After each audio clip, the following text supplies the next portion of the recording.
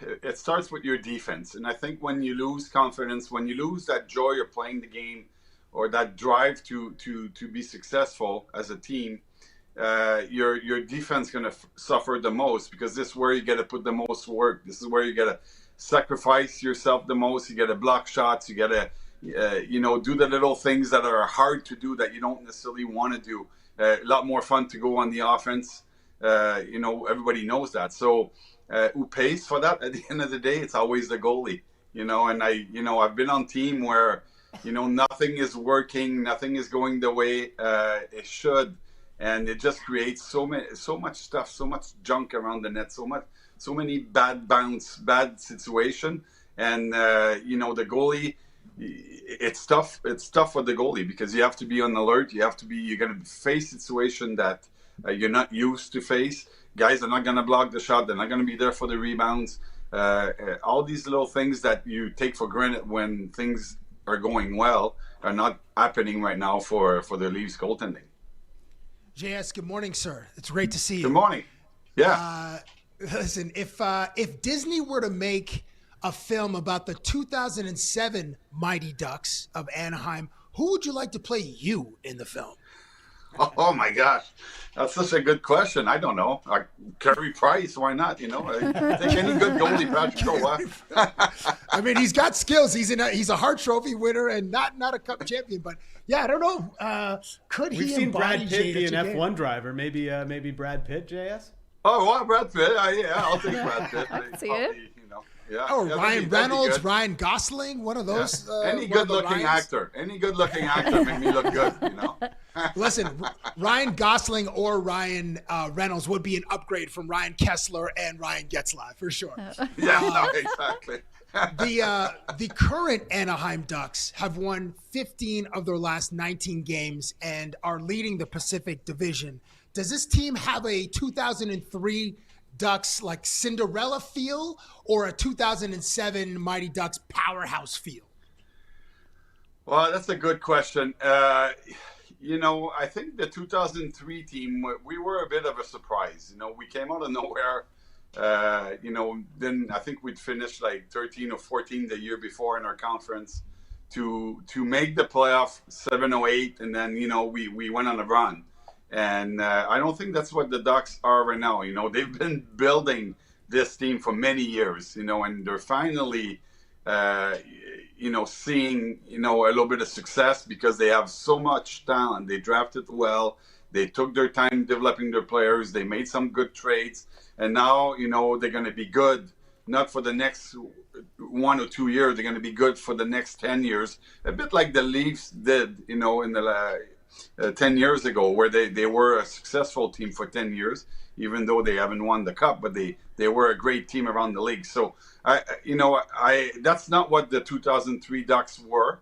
We were well coached with Mike Babcock. He was, we were on the details, playing very well defensively, but we didn't have the type of offense that those Ducks are showing today.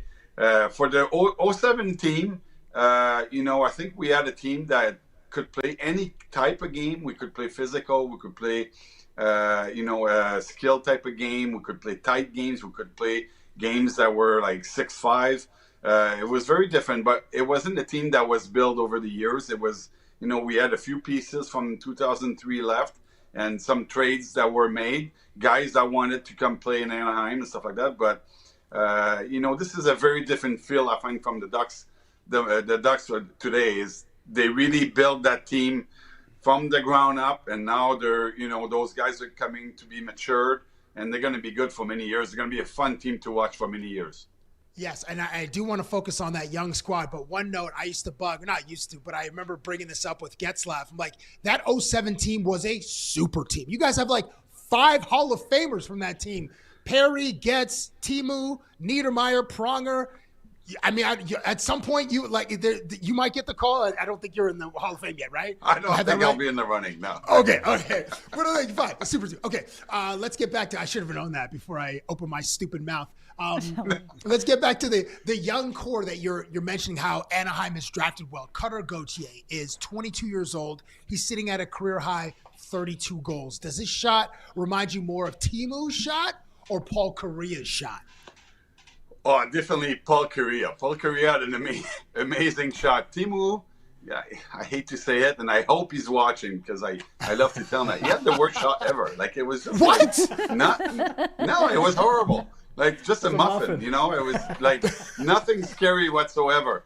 It's just, I don't know how he did it, and it was a surprise to everyone. Every time we're like, how do you score goals with that shot? But he was always at the right place. He would the puck would end up on his stick, and he would just bat it in. And it was nothing. The shot was really, really nothing like you see today. Like, Paul Kariya was the guy. He was kind of the precursor of the guys today. Everybody has a good shot.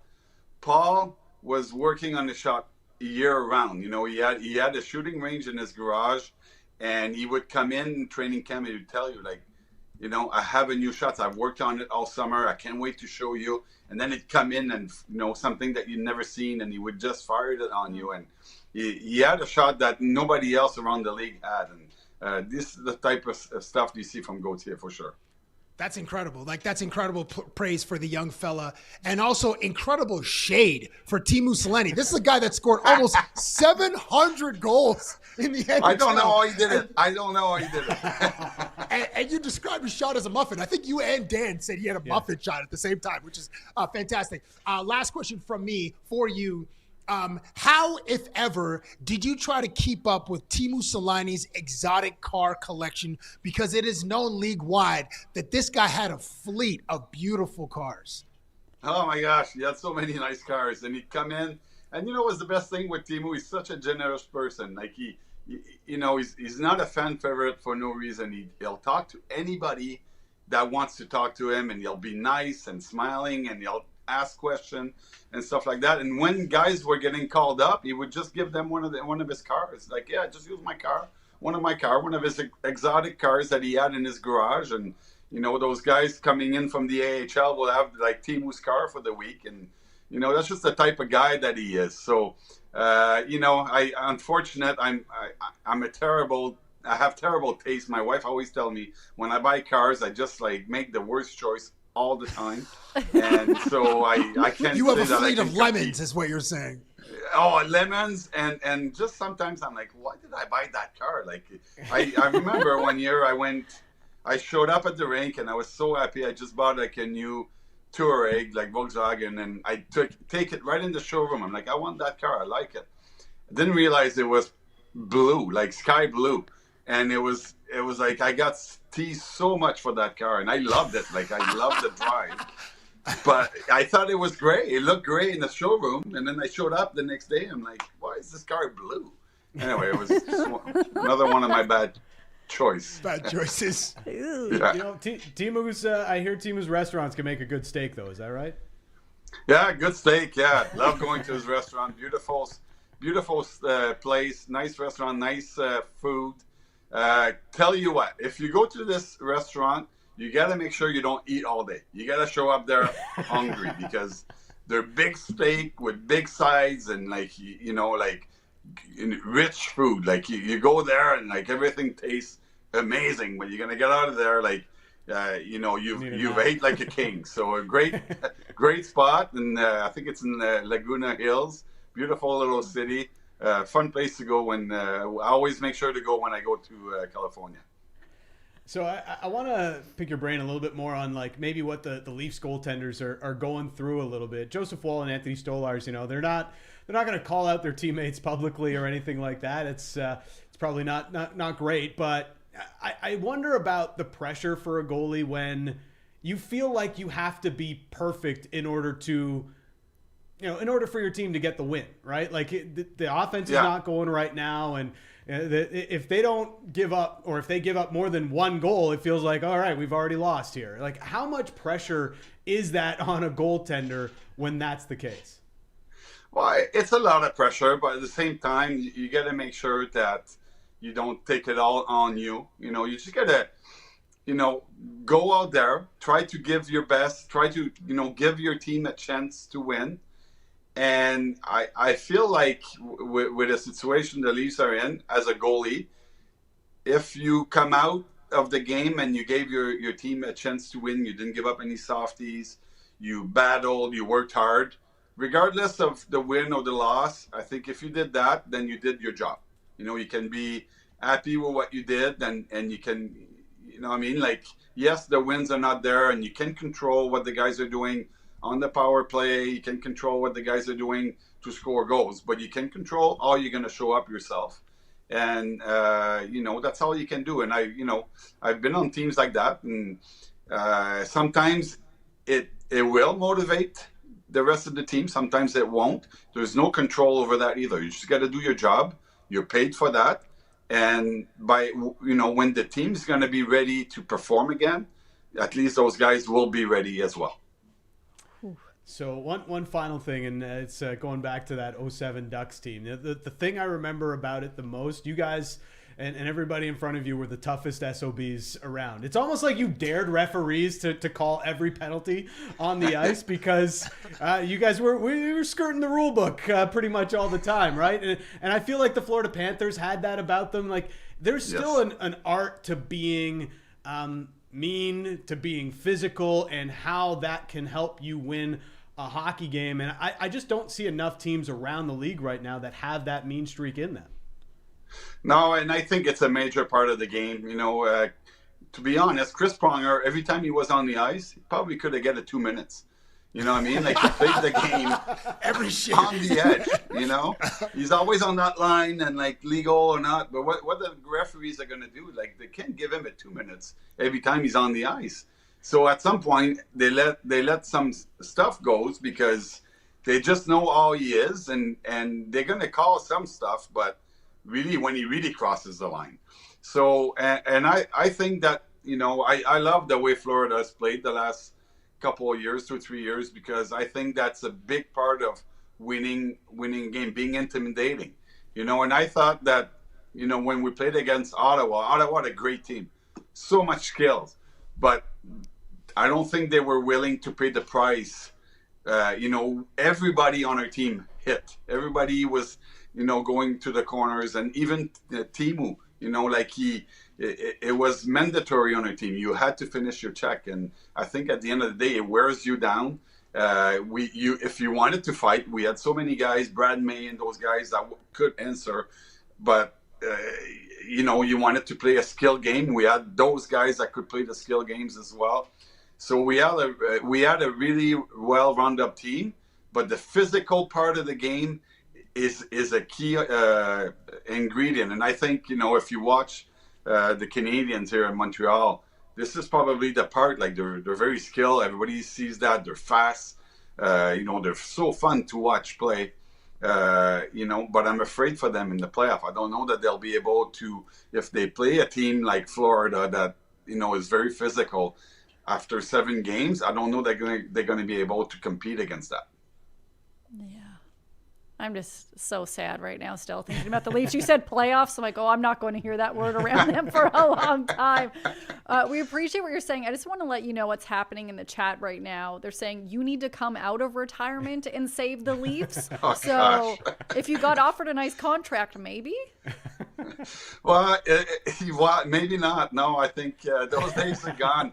Considering I have a hard time tying my skates every morning when I go on the ice with my my U15 team there that I coach, and it's a struggle just getting on the ice. So no, I think I'll skip that one. I don't need that in my life. All right.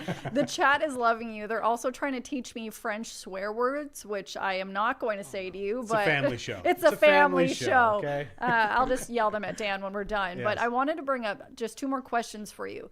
The Ducks' new orange jersey, it's well known on the show how much I hate it. So when you look at this, how much do you love these old jerseys and the color? Oh, look at that. Sick. Yes. Love the purple. Love the old jerseys. I think they look good. They were great with the movies and stuff like that. But I must say, I do love the orange jerseys. Let's I think go. They look Wow. That's right. This man has not taste. Expecting that. This man I was has not taste. expecting that. And you know Are you what? Like, you colorblind? guys, no, I'm not color biased. You really well, and but what I like about the orange jersey more than the color itself is what it means. You know, it really represents Orange County, where the Ducks are. You know, it's not just in Anaheim. You know, it's a whole county. It's really like, you know, there's Orange County, then right beside it is LA County. There's a big rivalry, and you know, you got the Angels playing right next door to the Ducks, and they decided to go a different route. They changed their name and they went to the LA Angels, and that really like pissed off a lot of people in Orange County. You know, I think people are very proud to be from Orange County. They like it. I mean, you know, it's a beautiful area. Like it's gorgeous, but you know, you should be proud to be from there. But I think people like there's this little like infighting between LA and Orange County and all that. And I think the Ducks are the only team that really embraced that. And I think it's a power to them. Wow. Okay, I almost like that jersey. I'll just say I still think this is the all-time great. Last question for you, sir. Is Will Smith's song, Getting Jiggy With It, the best song ever written? It's the best, by far, hands down, the best song. Yeah. You know, and every time I hear it, you know, I get into it, and maybe I'll come back if they play that song. You know, with a nice big check. Big check in the song. They might have me at that, yes. Leafs, you've heard it. That's his demands for the contract negotiations. Can't wait to see you lace up and get between the pipes for the Leafs. We appreciate your time today. All right, thank you guys. Take care. Thank you very much. Getting jiggy with it. Thank you, JS. Na. In the chat, someone says they love this jersey. Well, guess what? You can have it. Just trying to look for our producer's response because it's his jersey. It's even got the Stanley Cup patch on it and everything. Oh, come on. In the chat, they're like, has he seen Shrek? Don't shade me. I've had enough shade for the day, guys. That's awesome. Lovely human. I'm trying to be optimistic about the Leafs, but I'm not. No. But I am optimistic about Team Canada. We mentioned the World Baseball Classic. I'm mad at Team Italy today. Was loving them the day before for everything they did. If they just would have scored quite a bit fewer runs, they would have kept USA from advancing, and that would have been amazing. You can thank Vinny Pasquantino for that. You know. Yeah, he had too many espresso shots. But now, guys, we are going to see Team USA with Ernie Clement taking on Team Canada. Yeah, obviously I'm cheering for Team Canada, but guys, what did you think of that game yesterday? I loved it, man. Like history. I'm gonna be honest. Like it was pretty like tidied up in the ninth inning. But when they took James Paxton out with 2 strikes and 2 outs, and not fully understanding why they were doing it at first, I was like, "What the hell is? No, leave the big maple in there. What, Ernie? Get back in the dugout." I felt like Max Scherzer, you know, like I felt like I went completely Mad Max. Like, no, I'm keeping the ball. Like, no, leave him going. But it was in order to keep him under 50 pitches so that he can pitch against the U.S. on Friday. So now I get it. But overall, like I think the way that this team came together after that unfortunate loss earlier in pool play, and to still beat Puerto Rico and then beat the snot out of Cuba and knock them out, not allow them to advance for the first time in WBC history. I was a proud Canadian moment. Like, let's get a heritage Canadian moment for that. Listen, you mentioned James Paxton. A few days ago, I was just reading up on it because he came out of retirement to play for Team Canada. I was just reading up. Here's a short blurb of some of his injury history, which totally sabotaged his prime years. Paxton, 11-year MLB career was pocked with injuries. This is from the Seattle Times, I think.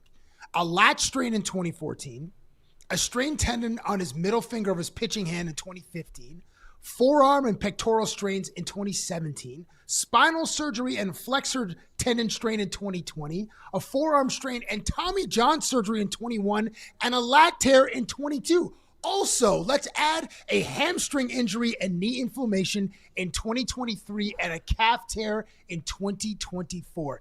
It is a miracle that this guy is pitching right now in 26 and he's throwing 96. Bro has still got some gas in the tank.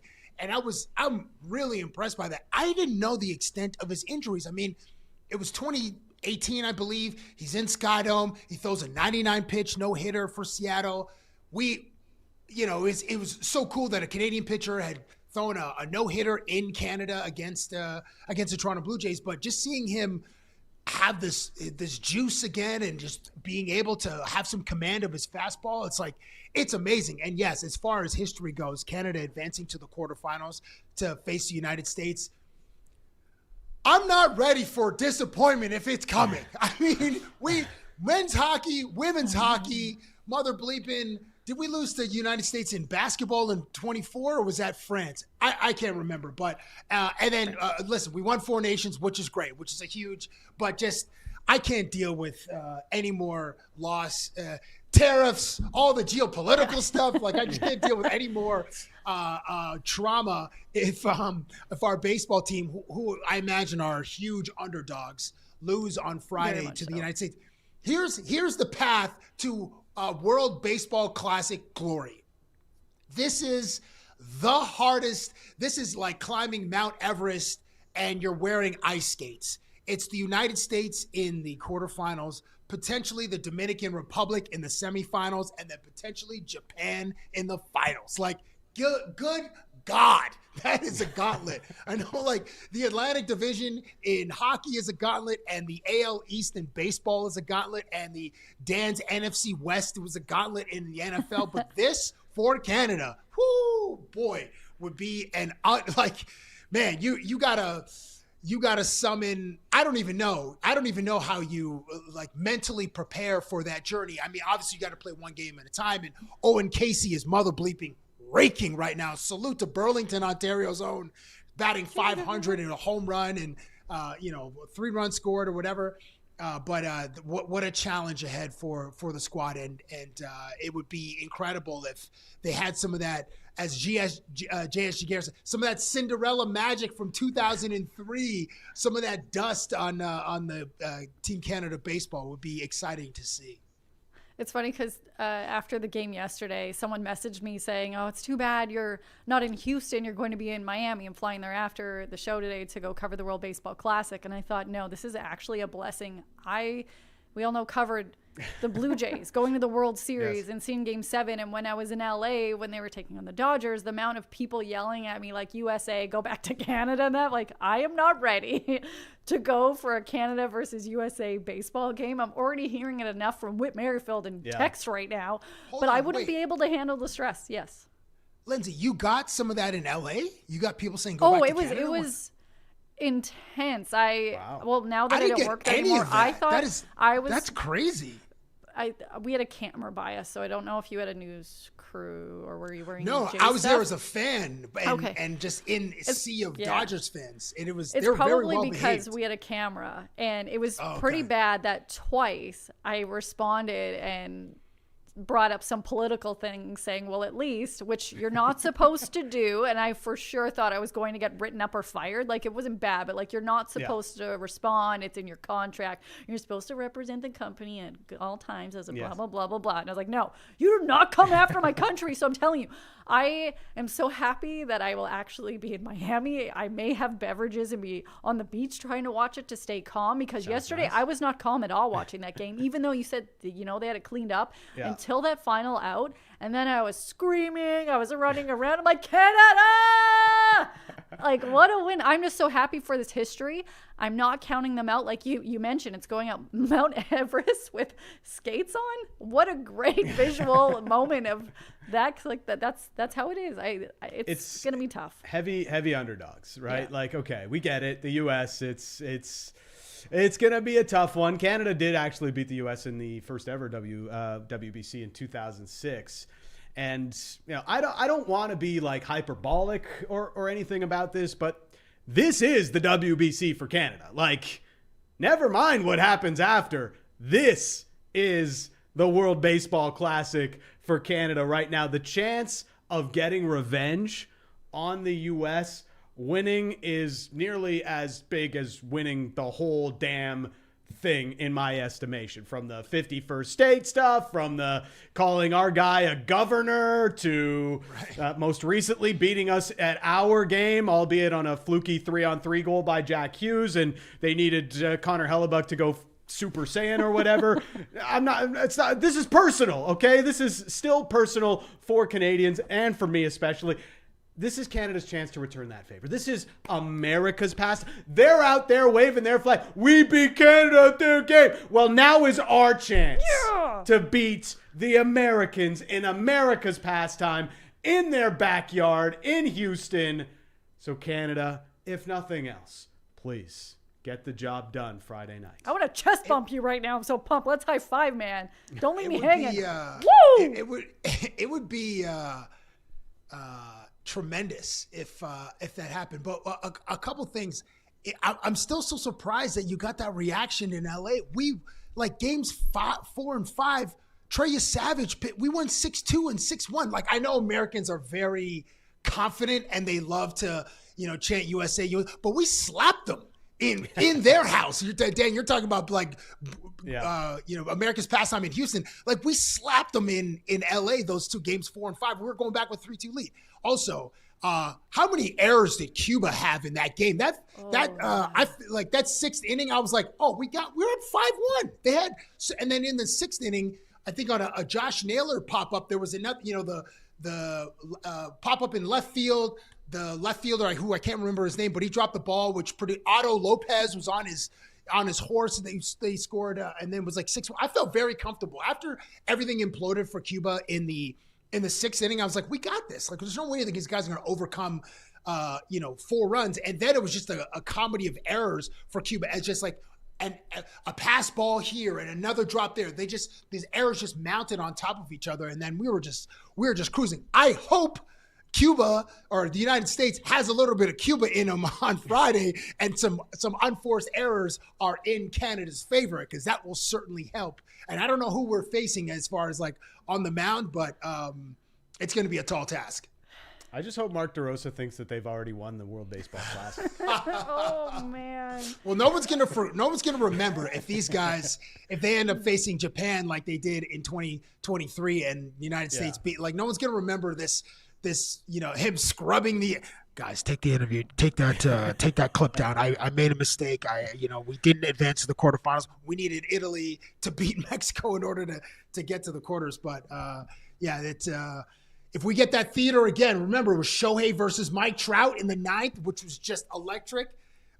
Listen, we want us to be there against Shohei. We need our I don't know who our electrician is, who our plumber is, to come in from Czechia to strike out Shohei Ohtani. Maybe James Paxton, because I don't really know what he's doing in his retirement, but maybe that's that Disney magic that Big Maple will be able to unlock if he's facing Shohei. If we get to the finals, I'm like way ahead of things, but I always try to keep an optimistic lens when looking at sports.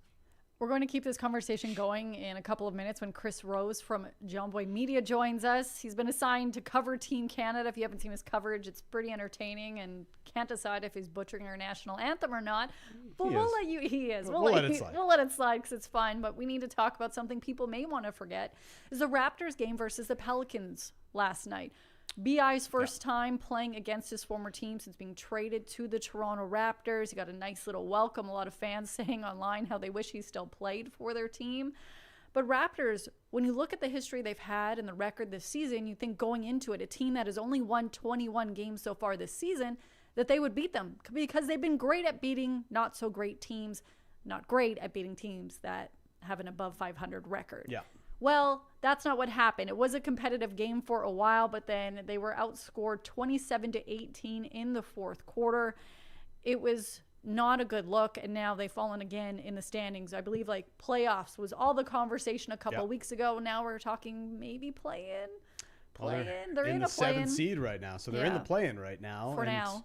If the playoffs were to start tomorrow, they'd be going up against the Charlotte Hornets, who have had the Raptors number this year. And look, New Orleans has played better of late, so their record isn't as indicative of where they sit in the standings. I think they were 11-9 over their last 20 going into last night's game. But that shouldn't matter. Like, we shouldn't be making excuses for this Raptors team that has lost in this very same fashion over and over and over again. It's the same script every single time. And then to get disrespected at the end of the game in the way that they did by Dejounte Murray, standing over Jamal Shed, taunting him. I'm going to fight him right now. And to not have any sort of response after.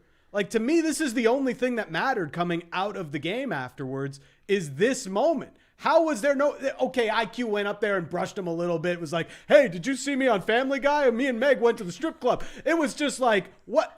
Why is there not more of a response? How many fights have we seen in the NBA this year? This deserved a fight, and there was no fight from the Raptors, as much as there's been no fight from this team in a lot of the fourth quarters that they've blown in recent games. And it's really getting down to time that I need to see more from this team, or I think they're a sinking ship for the rest of this season. That if there was a bench clearing brawl as a result of DeJounte Murray crossing up Jamal Shed, hitting a three-pointer, staring at him, and basically like barking a eulogy at the young fella in his welcome to the NBA moment. We, dearly beloved, we are gathered here today. Like whatever he was saying to him. And like and this comes on the heels of RJ getting baptized by Anthony Edwards, by the way. But like I would understand if there was a bench clearing brawl, because there was, as you said, there was weirdly no response. Like no one's jumping. I mean, I know if you jump off the bench, you're getting fined or whatever, but just the other starters on the game. And I know at that point, New Orleans was up by 18 points and the game was out of hand, but that was pretty striking. I will say, that give makes it Toronto, worse. Stand up for yourselves. Where's Scotty? Right. Where's BI? Where are these guys? The video shows him in the back. To me, this was more disrespectful than AI going over Ty Lue, because he took multiple steps to go over Jamal Shed, then gets in his face. I want to brawl. I want to fight him still. The disrespect. And Jamal Shed is a beloved member of the team, so he gets in there and he's got his own back. I was so surprised by the reaction, like you said, but the disrespect level for that, to me, 10 out of 10. Yeah. I can't believe there wasn't a brawl. They're not all just lovers, not fighters. The Iverson one is like, no, that was in the finals. That was stepping still, over. Nah, he was right that's there. Iconic. I know it's iconic. It is iconic. Doesn't mean that it's more or less disrespectful, because he was right beside him and stepped over him. The Raptors need to make this iconic. They do need to. Like, and it's Darko iconic needs to put this on the whiteboard. It needs to be like on the team charter. It needs to be this photo needs to be in their faces everywhere, so that they are reminded of how they back down from a challenge in this way. That to me, like, this needs to be either a turning point or a sinking point for the Raptors this season. You're right, and I think this should galvanize some men with pride. I mean, at least for sure Jamal Shed, who had a half decent game, but Toronto's next 5 games. Just a quick look at the schedule. They are versus Phoenix, versus Detroit, at Chicago, at Denver, at Phoenix. So 4 out of these 5 teams are playoff teams. Wait, Phoenix is a playoff team, right? Yeah. Is Dylan Brooks is he healthy? Either way, the schedule doesn't get much easier, and weirdly, New Orleans kind of is at full health right now, so they're actually better than their record suggests, because DeJounte Murray just came off of an Achilles. It's been 2 weeks since he's been back in the NBA and off of an Achilles injury, and the Raptors had no response for that guy. Bro was like, he was watching like old Kobe film, because he was getting mid-range shots at will. He was breaking down dudes. The guy was like, in San Antonio, he was an elite playmaker, and it feels like this guy is just back to those days. Matt Barner was saying at halftime or in the third quarter that DeJounte Murray used to cook him in practice, and he hasn't lost a step. I will give Toronto some credit for being resilient, for some resilience in the third quarter. They were down by as many as 18 points, and Herbert Jones was like friggin' Klay Thompson. Bro was 4 for 6 from downtown. So they're down 18, and then towards the end of the third quarter, Shed hits a three-pointer. BI gets a nice play. Shed feeds BI for a 3. BI feeds Shed for a 3. And then in the start of the fourth quarter, Barrett has a tip in, and then there was another three-pointer right away. So they got the lead down to 2, but then as Dan and Lindsay said, like, things just fell apart in the fourth quarter. They had no answer for Zion, no answer for Murray. and it was just another disappointing finish. But there was some resolve there in that third quarter and in parts of the fourth, but it's either they ran out of gas or they just had no solve for New Orleans, the Pelicans' size, and they're out rebounded by, I think they were like plus 6. They got bullied again, Cab. Like it's just they did. It's just every fourth quarter it's the same thing, and couldn't even respond to the bully at the end. It was frustrating. No, it was frustrating. I still believe in this team. Like Cabbie mentioned, the schedule. I am worried about the teams that they're taking on. And I laugh in the chat. Someone's like, it's basically like the Leafs. Will they win again? Is this a scenario? I do believe in them that they will win. They have a lot that they need to figure out. I think they'll have some competitive games. I actually think that they should take the game against the Suns tomorrow, but we'll see. But there's a moment that happened on the court yesterday that involves a former Raptor and a fight. Again, not taking part in one, but fun guy Kawhi was having a conversation after the game. We'll show you the video right now where he notices that things done. And the Energizer Bunny. He's like, hey, there's a fight. He's just laughing. It's against the Timberwolves. And it's a little just extracurricular this hilarious moment. It's like, we know him. It's like, doesn't show a lot of emotions. And he's talking Ingles. He's like, hey, a fight. Yeah. Wait, was that your And he was Kawhi just kind of laugh? That was my Kawhi. Gently strolling over there, just walking at a gentle pace. Yes. No urgency, like no desire whatsoever to get in there. I think he dropped 45 in that game, and Minnesota's lost back-to-back games. Kawhi's like, yo, bro, I'm back to form. Like, I'm not trying to mess up my aura right now. I'm just gonna chuckle at these knuckleheads fighting or whatever, and just have a stroll. Like, Kawhi is not known for his physical play, like mixing it up with people. And there's just another example of the fun guy just being fun. Like, oh, there's a fight. Oh, what do you know? The ultimate teammate response. Instead of like, there's a fight, let me go help out my guys. No, it's like, hey, there's a fight. Was that again a No, Kawhi it was laugh? not. Okay, That was because just, like your first attempt at the Kawhi laugh was no bueno. How'd you like that, Italian? We're going to talk to Chris Rose in a moment about the whole scenario happening in the World Baseball Classic. We'll ask some Blue Jays questions, but it came out recently that Jose Barrios was going to pitch in the World Baseball Classic. Yeah. And then it turns out that is not the case. And we're going to get to that in a moment because we're actually joined now by Chris Rose of Jomboy Media. Good morning to our favorite honorary Canadian. Good morning. Oh, there we go. Sorry. I have to put my U.S. hat on, though, now. Come on, Take bro. that off. Sorry. Boo, Man, you've been boo. singing I our didn't see anthem that. for like the last riding week. for us, dude. What happened? We bullied him We successfully. Bullied him. I've never bullied anyone in my life. I'm kind of happy right now. At least we're both. Oh, we've got more Okay. fight in us than the Raptors, I guess. Would it be better if I wore my Team Italy hat? Oh, Yeah, Since I yeah, helped yeah, you guys yeah. get in last No, night? where's the Canadian one, Chris? As What an happened? Italo Canadese, Downstairs, Chris, hold on. I can get behind this, you know. Wear them all. And that way we'll stop yelling at you. No, that's okay. I get yelled at all the time. I've been I know, married I just have 29 to years, say, and I'm my sorry. our community hates me, so it's all good.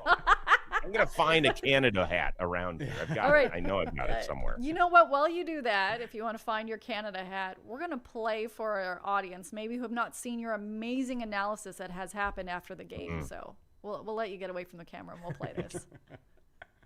Oh, Canada, sing it oh so loud. First time advancing in the tourney. Oh, we were just getting to the best part. There it I was is. like, Not bad. There it is. Yeah. All right. There we We go. welcome There we you to the show now. Thank you Thanks. for taking your hat off and letting us bully you. Honorary Canadian. I know. now, I Chris. didn't see that the moment I said that, and then I was like, "Oh no!" But Hey, I've been emotionally invested in this. For people that don't know the background, each of the content creators at Jomboy Media got assigned a team.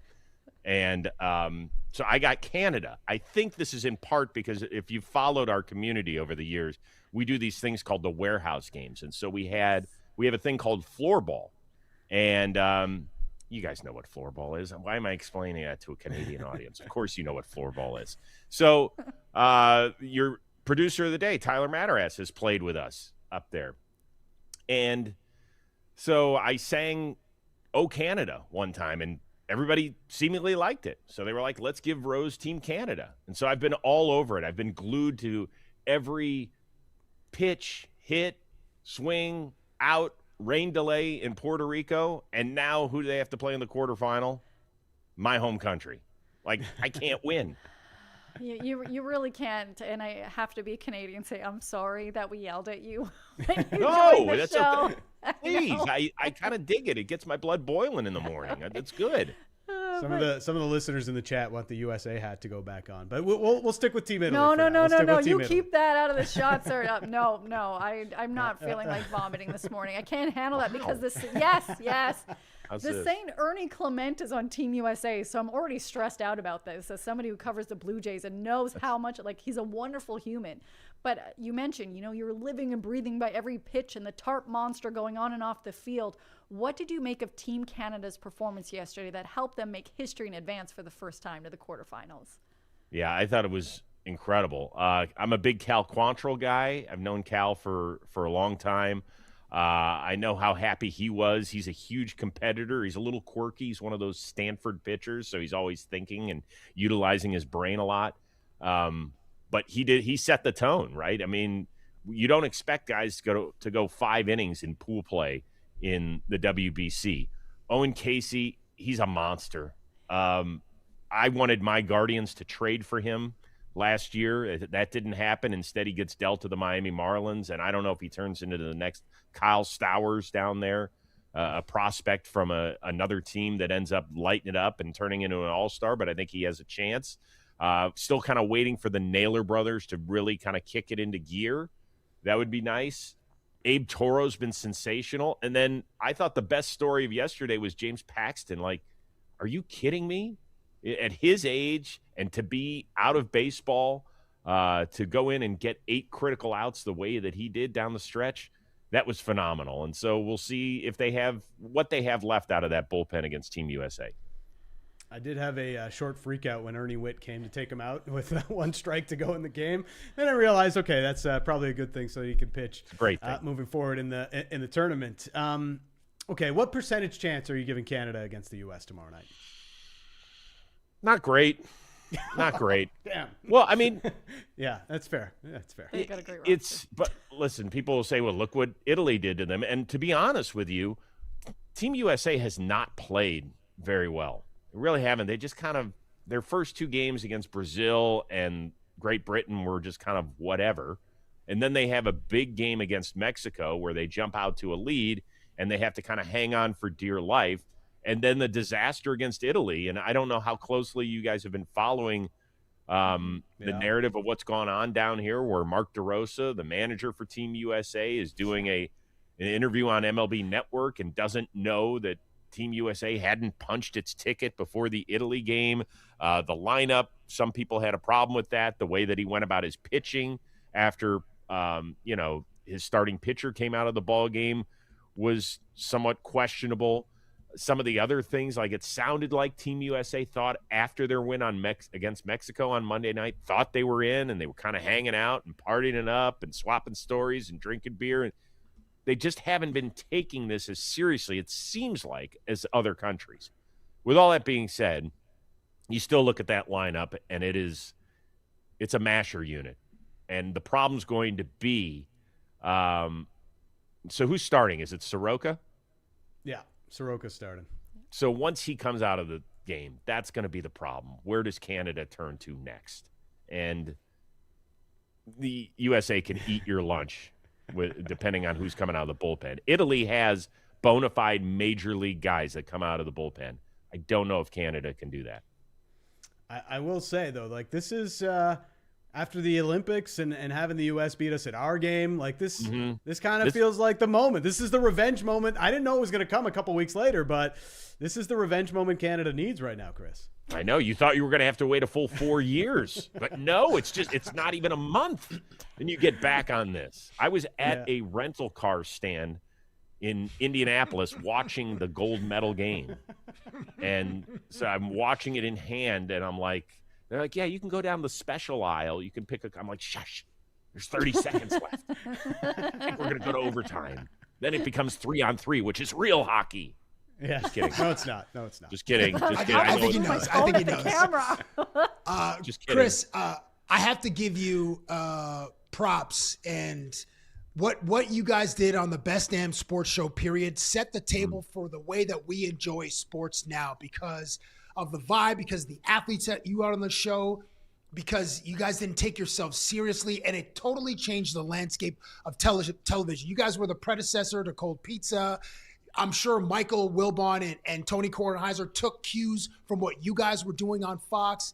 And Pat McAfee isn't Pat McAfee without watching, even when he was playing, without watching what you guys did on Fox. So I have to give you your flowers, Chris. And you guys, it was a tremendous show. And so I just want to say that. Just want to leave with that. I do have a question about that.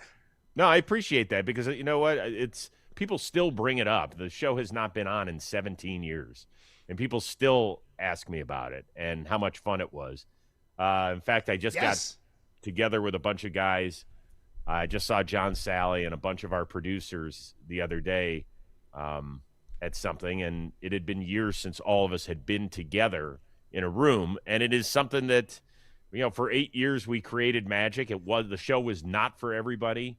You know, when it first came out, I think the people who thought that they were witty criticizers of the show were like, well, it's not the Best Damn Sports Show period. We're like, that's so funny. How long did it take you to come up with that? Like, we love it. That's great. Yeah. It wasn't for everybody. We get it. We weren't like investigative journalism. That's not what we were. But at the time when it started in 2001, people were taking sports way too seriously. You're right about that. And so we tried to, there was no blueprint for the show. Our bosses were like, go for it. And if you screw it up, we'll tell you about it later. And we'll tell you not to do it again. But we want you to try everything. And we tried everything. And it's also worth mentioning that you guys likely influence inside the NBA, which is the gold standard of television and sports, because you guys were around the same time and they saw how much fun you guys were having. I mean, I don't know this personally, but I'm just surmising based on what you guys were able to do on Best Damn Sports Show period. So again, your flowers. We were speaking just before you came on about the 23 final game, and it was Shohei versus Mike Trout. Now, Mike Trout is not in this tournament. He's rehabbing. Chris, as baseball fans, when should we start a free Mike Trout campaign? I mean, 5 years ago, right, probably. Yeah. You're a little late to that party. I know. You're a little late to that party. It's not. I don't see it happening. I think he's just going to bide his time out there. I think he's really happy with his family and living situation. You know, he's got a $430 million deal, so I guess that kind of cushions the blow. But knowing Mike, the little that I do, it's got to really upset him that he knows going into a year that it's going to take an awful lot for things to break right for that franchise. And it's not because they haven't spent money. They have. But it's really I think it was hard for us to watch when he was at the top of his game, because it was the only sport where the best player in the sport does not get a shot at the postseason. Like, if you have a quarterback, he's the best quarterback in the league, very rarely does he get left out of the playoff picture. The best player in the NBA always makes it. Best player in the NHL virtually always makes it to the playoffs. But in baseball, it can happen where you can have an MVP or a Cy Young Award winner and they don't sniff it at all. That can be really, I think, demoralizing for a sport. Speaking of best player in the world, I'm going to switch over to the other LA team and Shohei Ohtani and the Dodgers. Are the Dodgers ruining baseball, Chris? No, they're not ruining baseball. Why would they ruin baseball? I mean, the Blue Jays spend a lot of money, don't they? They do. Yes, but the most this offseason, yeah. Yes, okay, the most this offseason, but prior to that, just the Dodgers have and listen, credit to Ernst & Young or Deloitte or whoever is in the accounting department to be like, all right, let's just kick these salaries down the road. I suppose they're, as a Blue Jays fan or someone in Toronto, they're the new evil empire. We have the New York Yankees have been in our division forever, and now we have this team out west that is that we are hopefully get to play against again in the World Series, but we lost them obviously in 7 games. So that's why I'm asking the question, because the Dodgers have more money than God, our Lord and Savior, and are they ruining baseball? But you say no, so I'm okay with. I suppose I guess we disagree. You wouldn't have asked that question if the Blue Jays could have recorded 2 more outs. Right? Bro, I mean, they the got question Kyle wouldn't have Tucker been asked. but we wanted Kyle Tucker. And they're like, you know what? Here's $60 million a year. We're paying you what we're paying, I don't know, Shea Gilgeous-Alexander or Steph Curry or Joe Burrow or whatever. Like, it's amazing for Kyle, but in your estimation as a lifelong baseball fan, is Kyle Tucker a top 5? Is he in if you're listing the 5 best players in baseball, is Kyle Tucker's name in there? He was probably in the top 12 heading into last year, I would say, because he can do virtually everything. I think last year was not a great. Chris. Yeah, but I mean, life's all about timing. So it's when you become a free agent, really. I mean, I think that's kind of the deal when people say there are guys who Ronald Acuna is massively underpaid at $17 million a year, but he probably would have signed a $400 million deal by now if he had become a free agent instead of inking that ridiculous contract that he did. Here's the biggest thing. I don't think that Blue Jays fans should be complaining about what the Dodgers are spending. If you really want to talk about it, talk to somebody like me who grew up in Cleveland, Ohio, whose team payroll is going to be right around $80 million this year. That's like a player and a half for the Dodgers, or in some cases the Blue Jays. Maybe it's 2.5 players for the Blue Jays. But you understand my point. So that's the problem. It's not that the Dodgers are ruining the sport. It's just there's such a financial disparity between teams that could lead to whatever we're going to see at the conclusion of this 2026 season. Because people are constantly, in my opinion, they're lining up the wrong opponents. It's not players versus owners. It's owners versus owners, and then we'll get to the owners versus players thing. Because that's the biggest issue, is that the owners can't figure out how to financially divvy up this pie to make it so that everyone is happy. Appreciate your analysis. And then you bring up owners versus owners and Canada versus USA. I'm looking forward to you, sir, singing "Oh Canada" in your analysis when they beat Team USA. I do not feel confident saying that, but I got to throw some trash talk at you because I want them to win. But the last thing we're going to ask you before you go, because we know you have things to do, we appreciate your time. Under Chris Rose Sports on X, everyone go follow them. I hate that I called it X. It's still Twitter. You ask everyone, last person you asked to take a photo with. What is your answer? So who was the last person? Well, I think I put out there that I ran into former NBA All-Star Sean Marion at an airport in Phoenix on my way to spring training. And so he used to come on the Best Damn Sports Show, period. Yes. And I said, hey, Sean, remember you used to come on Best Damn? He's like, yeah. I said, I was the host. And he looked at me. I got a gray beard now and not some fresh-faced, blonde, spiky hair dude. He's like, oh, my God. I'm like, yeah. It's like aging sucks, doesn't it? Doesn't it, Sean? It really stinks. It's really a hard thing for a lot of us. People always go, God, you don't look the same as when you were on Best Damn. I'm like, well, let's take a picture of you from 25 years ago. What do you look like? That's a great clap back. Point. Yeah. Just curious. So. Oh, you're awesome. We appreciate your time, and go Canada. Thanks, Chris. Yeah, listen, I hope they keep it close. I mean, I am rooting for the U.S. because I want to see the U.S. play the Dominican Republic in the semis on Sunday. I think that would be an incredible game in Miami. But whatever happens with Team Canada, it's been a blast to cover them and watch all of their games, even through all of the rain delays in Puerto Rico. Yeah, no doubt. Too much. All right. Thanks so much. Thank you, Chris. Absolute hilarious. Great Chris hilarious. Rose. Yeah, the great Chris Rose. And that was we awesome. talk about great. Let's talk about the next big thing, brought to you by Coca-Cola.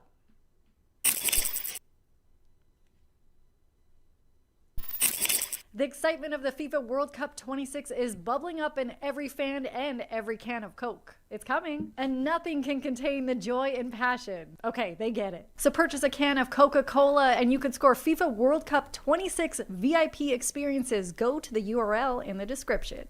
No purchase necessary for Canadian residents only. You must be 13 or older and with a web device. Ends April 20th. Math skill test required. Rules at cokeurl.com/soccerrulesca.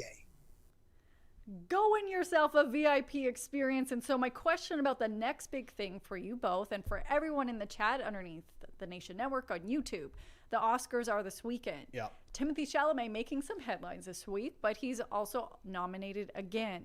Is he the next big-time actor, or is he already the next big-time actor? I feel like he's already there, but for me, he's not that guy. Like I don't know. Like he probably wins Best Actor. I don't know if he's the favorite or what for Best Actor this weekend for what he did in Marty Supreme, which, you know, maybe a little bit of an overrated movie. I don't know, but it was pretty good. I don't know if I'd put it up there with some of the other Best Picture nominees that are going up this weekend, and I don't know if I would even rank Chalamet's performance ahead of Leo DiCaprio's this weekend. But my biggest problem with Chalamet, and I don't know if it's just, you know, me being, he's just so scrawny. Like I expect a Hollywood leading man to, I don't know, be more filled out. You know, it's weird. Maybe Dwayne "The Rock" Johnson. You've got, you know, Brad Pitt's been ripped for years. Leo is a big guy. Tom Cruise is short, but he's like jacked, right? He's always been super fit, and he's always playing like Mission Impossible guy. So I don't know. Chalamet, he looks super young, and he's kind of scrawny, and it's weird. My mind hasn't recalibrated what a Hollywood leading man looks like yet, I guess. Wait, okay, so that's interesting, but like the generation before, maybe 2 generations before, your leading men were Al Pacino and Robert De Niro. Bro, you look at both of those dudes in the eyes, and I know you're a short king. They're also short kings of Italian heritage, icons of the big screen, and they look 70 feet tall when you see them in the cinema. I understand your point about Timotee Chalamet he's not Jason Bourne or John Wick. You know, you're never going to think that he can save the world a la Daniel Craig in James Bond. I mean, I guess until we see him in one of those films, he's in the movie Dune, he just wrapped Dune 3 with the great Denis Villeneuve, Canadian director. Yeah. And he plays a badass in Dune 3, but he's not kicking guys through plate glass like Jason Statham or, you know, Idris Elba or, you know, Vin Diesel. He's not racing cars like Vin Diesel. So I get your point about, like, does a leading man have to feel like he can save the world? And Timotee Chalamet doesn't feel like you're putting him on the front lines when the aliens arrive. You're sending Dwayne Johnson, you're sending John Jones, you're sending GSP, you're probably sending Ronda Rousey, Gina Kamara. I think they're fighting this weekend.